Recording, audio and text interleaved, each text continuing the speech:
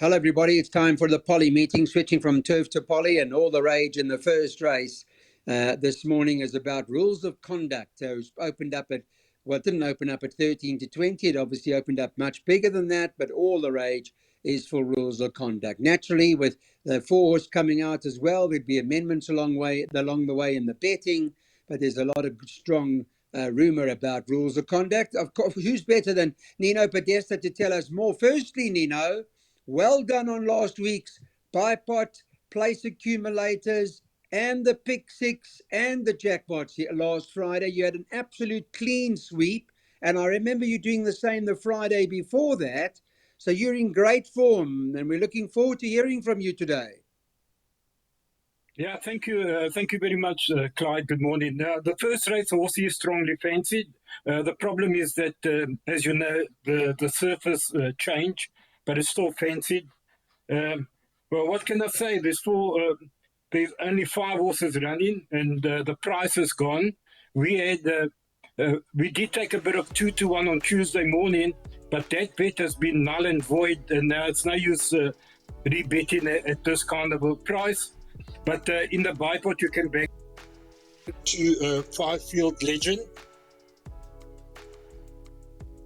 You got to believe that out of the 2 race runners that he will run in front of number 1. So I've banked at number 2. To be absolutely certain to go through, all you have to do is take 1 and 2, but you're not guaranteed to double up.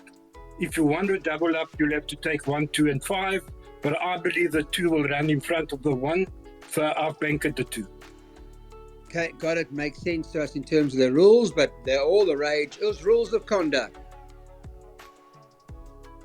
On to race number 2 now. Let's take a look at what's going on in the market, where Betway have got number 1, Terminal Velocity, odds on at 8 to 10 to win the second. Number 3, Explosive Gift, is 3 to 1. 6, Missouri Flame is at 13 to 2. The 5, Sugar Baby Love, is 17 to 2, and it's 10 to 1 and better about the others. I'd imagine, Nino, the Terminal Velocity, the right one in the PAs? Yeah, in the PA, absolutely, Clyde. I mean, there's only 6 horses in the race. You can't see it running out of the first 3, even though in saying that, she has been most disappointing. In the last 4 or 5 runs, the bookies have made an absolute fortune out of her. Look, I'm hoping that if she does get beat, she will at least run second for the Jackpot or third for the PA. But she has to be the horse to beat in this open maiden against a very moderate bunch of horses. Okay, well, there's the place accumulator that Nino's put up there. No less than 5 bankers in the place accumulator, so it looks like a healthy perm, and it's cost 24 Rand if you take it that way. Third race on the card, let's have a look at this. It's a conditions plate, this, and runs at about 20 to 2. And just in terms of the conditions plate, well, you know that Queen of Love is not running anymore, so you look at the rest of them, and a horse like Alverni Goddess has got some sort of claim in the race, according to the plated conditions, naturally. But it does appear to be a match race, but we'll talk to Nino about it in a moment. First of all, let me tell you what the Betway market looks like. Number 4, Hurikwacho, is 2 to 1. 7-1 Dance is 2 to 1. So they joint favourites, the 2 of them. The 2 Family Power is 7 to 2. And the 3 Alvernian Goddess is 7 to 2. But it's looking more and more like a 2-horse race, Nino. Clyde, to me, yes. I make it an absolute badge race between the 4 and the 7. Obviously, only Family Power and Alverni Goddess can spoil the party here. But I'm in the camp of number 7 personally. She brings very, very strong Cape form, and I personally believe that she should have won the last start. She was very, very unlucky not to win over course and distance. And like I said, the Cape form has been flanked on many occasions. The run behind Give Me What I Want, behind Ice Tedford, behind 7 Note Trump, and behind She's Got Claws. But I've got big respect for Hurikwacho. She's 1 from 1 over course and distance, so that means she's unbeaten over this course and distance. And I'll make it between the two of them. I have respect for Family Power. I just think she would have been better over the 16. And the Vernie Goddess is always a danger. But I'm going in 4 and 7. If people, the pick 6 is quite a costly one at 700 Rand. And to add the 2 and the 3, that would cost 1,500. I'm taking the chances with 4 and 7 here, Clark. Yeah, I tend to agree with you. That does really, on paper, it looks to be the case. And I see you also bankering in the second last leg. You're now bankering Curtis Condor. That's our pick 6 banker, and we hope that lands for this per. Race number 4 on the card. Now we're left with just the 7 runners here, because they've scratched all of numbers 5, 8, 9, 10, and 11 are all been taken out. And the favourite number 1, Pick a Pomodoro, 13-10 to win this. Louis McCarthy for Sharon Kotzen stable. 6 From the Hip is 33-10. 2 Mystic Vision is 9-2. 12 Warrior's Edge is 9-2. And the 7 Playmaker, a little bit of interest. I see shortened from 14s to 12, but you still get 12-1 about Playmaker, 15-1 and better the other 2. A tricky race, Nino. What do you think? A little bit tricky because, Pick a Pomodoro's got the form. He's very short at 13-10. I don't make him a good thing, but I believe he's a horse to beat. And on the runs behind Rocky Blue, I think Warrior's Edge has got the beating of Mystic Vision and probably even the beating from On the Heap. But if you look at the draws, now From the Heap was drawn 15 out of 15 and Warrior's Edge was drawn 14 out of 15 that day. But now because of the scratchings, we left with 7 horses. The draw doesn't really matter in such a small field. So on paper, there shouldn't be much between From the Heap and Warrior's Edge. So both have to go in. I like both of them. And Pick a Pomodoro, the obvious choice, Clyde. So for me, it's 1, 6 and 12. The obvious other 2 to add if you're going wider would be Mystic Vision and Playmaker, the Hollywood horse. Okay, so we've narrowed it down here because it does get a bit tricky and more difficult as the day goes along. But that's a look at the jackpot. So we go on to race number 5 now. This is the Hear the Drums Bar and Tote. Opens every Saturday. This is a handicap at the 74 levels. Yeah, so just a note on that at Fairview Racecourse. We've got the Hear the Drums bar room there and the Tote. And if you're looking for a place to race there on a Saturday, if you're out in Port Elizabeth, try there. It's a good atmosphere. Let's take a look at what's going on here. Now, I've heard about Inquela. Cliffy Miller likes this horse. Worried about the draw a little bit, but he's making this the horse to beat. Note that Marco van Rensburg is not riding today and that Richard Ferree is now the new rider, and the market's got Inquela at 7-2. 6 Action America 4-1. Number 8 Hollandia Bakkeridge is at 4-1, and the 3 Thunder Master is at 11-2. You can get 8-1 and better about the balance. If not for the draw, they're quite strong on Inquela here. Nino, your thoughts? Yeah, I think that's a massive run. I was also worried about the draw, Clyde. Even though there's 4 scratchings in the race, he only comes in 2 positions because the 5 and the 15 were drawn wider.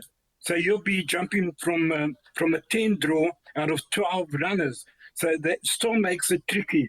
The jockey change is interesting. I didn't know that. It must have been a late change. I didn't know Marco van Rensburg was not riding. But if Inquela does fluff its line, look, he ran against much stronger last time.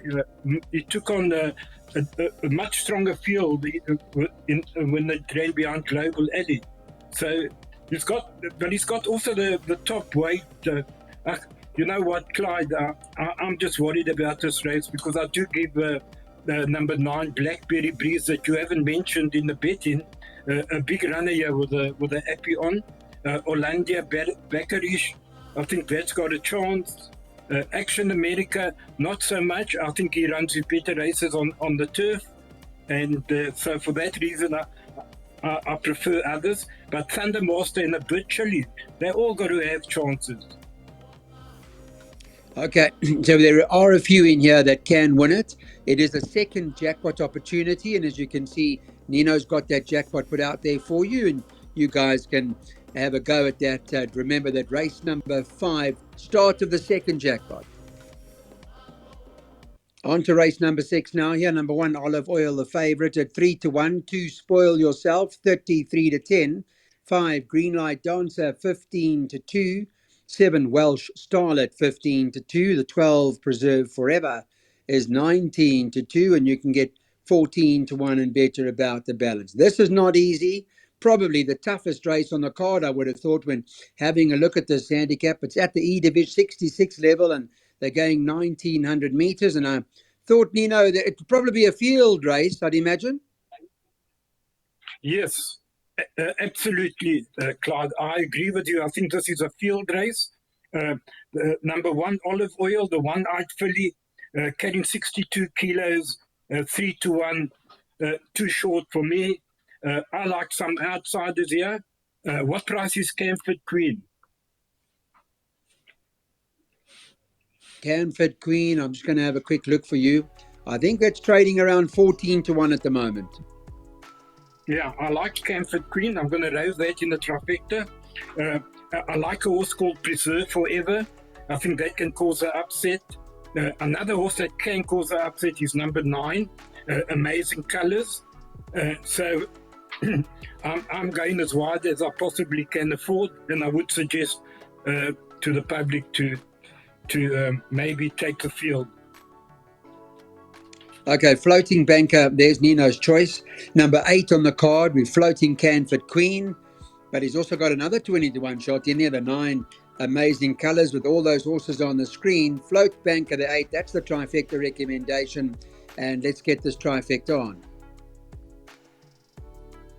Now time to have a look at race 7. It's a classified stakes, and the talk here is that 2, Curtis Condor, is well, and Richard Ferree rides this for Alan Kreft, now going over 2,000 meters in this their third run with a stable, and he does look like the right horse in the race. One would imagine it's got to have a serious claim here.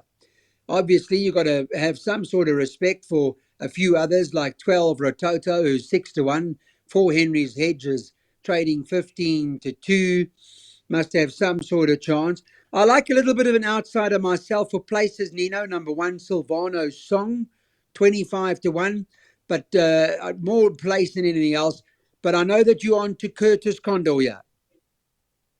Yeah, I am on to Curtis Condor. I thought he ran a very impressive race last time out behind Porphyria. I think the 2,000 meters is going to suit him much better. And I've banked him in the pick 6, Clyde. The only danger I make is Henry's Edge, to be honest with you. I don't really like Rotator, the second favourite. I think Henry's Edge is his main danger. But I think he can get the job done for us today. Curtis Condor.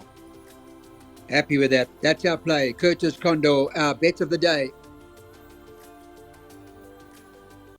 8th and final. This is a handicap at the 76 level over 1,000 meters.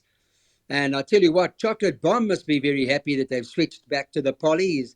Last 2 starts for the Dean Smith stable, he won on the poly track and seems to be getting better all the while. Certainly got a huge chance of winning here. Stallone Naidu is riding this. North Star, second favourite, 7-2. 3 Tail of the Comet is 13-2. And 10-1 about Chad Little's ride on number 8, Call of the Karoo. 12s and better about the balance. All right, Nina, lucky last. What we're doing? Clyde, before they changed it to the poly, you know what my first choice in the race was? Was Chad Little's mount, Call of the Karoo on the turf. But now look at the draw, and I've gone completely off it. But in saying that, there are 5 scratchings, and the horse comes into draw 11. So it's not so bad after all. Tell over the Comet hasn't run for how long? A year or 2? I can't see. Hasn't run for many days. And I'm not surprised to see the money coming for Chocolate Bomb. From 5-1 into even money, The switch to the surface is what gives this horse an undeniable chance to notch up the hat-trick. Very fast horse. I think he's going to go start to finish. He's unbeaten on the poly. Stallone Naidu has not been beaten on him. I'll make the only danger North Star.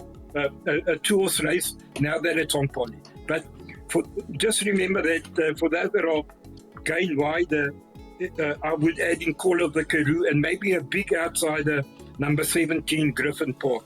But I'm in the camp of number 5. I think he's the horse to beat. And the danger to me is number 2, North Star, who also ran a cracker over the course and distance when it ran second to Sweet Julia. Okay, so we'll use the 5 to win, the 2 North Star maybe to run second, and make sure we put the 8 Call of the Karoo into the play and the 17 Griffin Park. There's another outright win bet from Nino Podesta. Thanks, Nino. Have a great weekend.